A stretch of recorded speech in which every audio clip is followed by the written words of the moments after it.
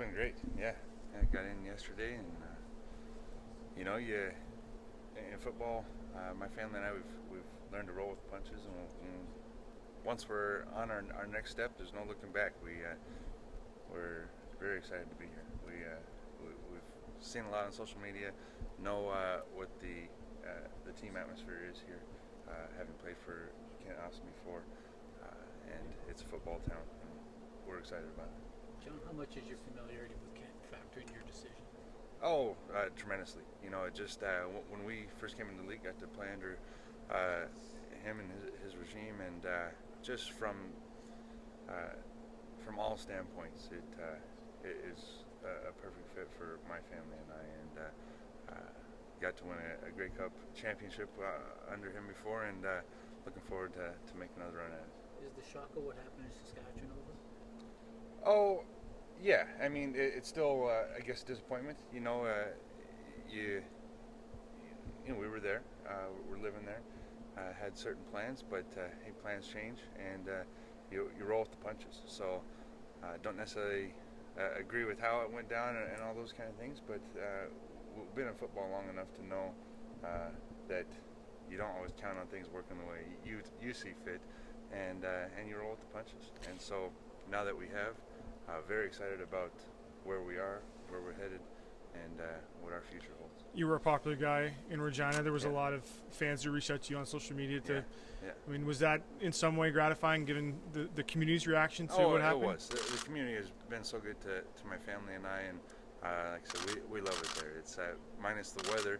It has been our home for a number of years, and so many people have made such a difference in our family's life, and we want to thank them. Just from our core to just what they have meant to us, and again, we'll always be part of that community. But I'm looking forward to now we get an opportunity to play here. The fans here have also reached out, and very much looking forward to building that relationship, getting involved in the community, and wherever we go, that is such a big part of my wife and I's what we believe in is, hey, the community's given to us, and what we can do to give back to the community, and we're looking forward to it. You talk about what you saw on social media, not just from the fans, but also from some of your new teammates. Yeah. I know Simone Lawrence was one of the first to reach out to you. Does that just speak to how much of a family this team is, and what do you think about the reaction that you've gotten from them so far? It's been tremendous. It was very heartwarming to say the least. It's just I know that comes from the top down and the way Kent runs things, and it is that family dynamic. And I know he's got a tight locker room, and to have guys reaching out who really know me from Adam, and it was very heartwarming, not only to me but my wife and family, who I hope to be a big part of who and what I am here. What other football options were on the table for you? Oh, there were a couple other options. I don't necessarily want to share those, but again, Coach Austin and what this program brings has a lot to do with our decision. And again, we, as far as what else was out there, we're looking at the now and where we're going. Where do you see prior to being released? Was there some discussion in Saskatchewan going back and forth at all to talk about maybe a renegotiation?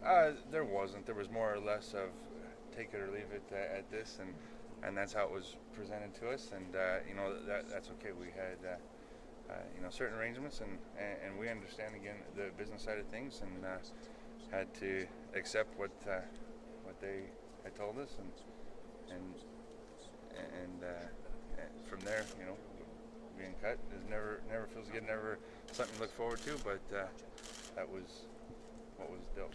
It's a team kind of in a different position, a different place than this one is. Really, I mean, this one is in a kind of heading in the right direction, and the other one is still trying to get that's true. sorted out. Once you get past the emotion of it, and that's more of it. It was more than just a team to us. It was this is where we kind of had been for a number of years. But once you get past that emotion, as far as football and looking at exactly where you're headed, those kind of things, this is a great place. How do you see yourself fitting in here football-wise? A number of different ways. a certain maturity. I believe that I bring to this game. You know, I've been around a while, have certain attributes, and hope to just help lead, hope to learn, and do what I can to add to this team's already strong strengths, and bring it to that next level. You know, they've been 2 of the 3 last Grey Cups, and I hope that you know, me and whoever else is part of this team can just make it that much more of a reality. Do you see yourself as sort of a complete defensive player? Do you see yourself primarily as a pass rusher? How do you see yourself in that sense? I've always seen myself as a complete one. You know, I've had a number of people tell me over the years that I'm a pass rusher and that, but no, I believe there's a number of different sides to the defensive side of the ball that I bring, and I still believe that, you know, I'm going this way. You know, I don't think I'd still be playing if I didn't believe that, and so I always look forward to my off-season training and say, hey, how can I get better? What can I improve on? Watching not only my last year's film, but watching other guys saying, okay, here's what's working, here's what's not, and find ways to come out and put a better show on than the year before. John, you're 33. A lot of people would say you should be going the other way. Why are you going up as opposed to down? You know, a lot of it has to do with belief. A lot of it has to do with work ethic. You know, I truly believe, you know, my training has a lot to do with it. You know, your body has a lot to do with what you do out there. And so I put my full into my training in my off season to, you know, not only that, but I still have the support of my wife and my children, and as long as it's their dream and vision as well, as, hey, I know who I'm playing for. Not only definitely myself as one of the least, is you know, my wife and kids, and everyone that I'm doing this for, is I know that I still have a lot to give to this game. You know, you walk away from each game saying, geez, I probably could have done something a little better, and until you stop doing that, I think that's when you look the other way. But knowing that, I still am excited about it.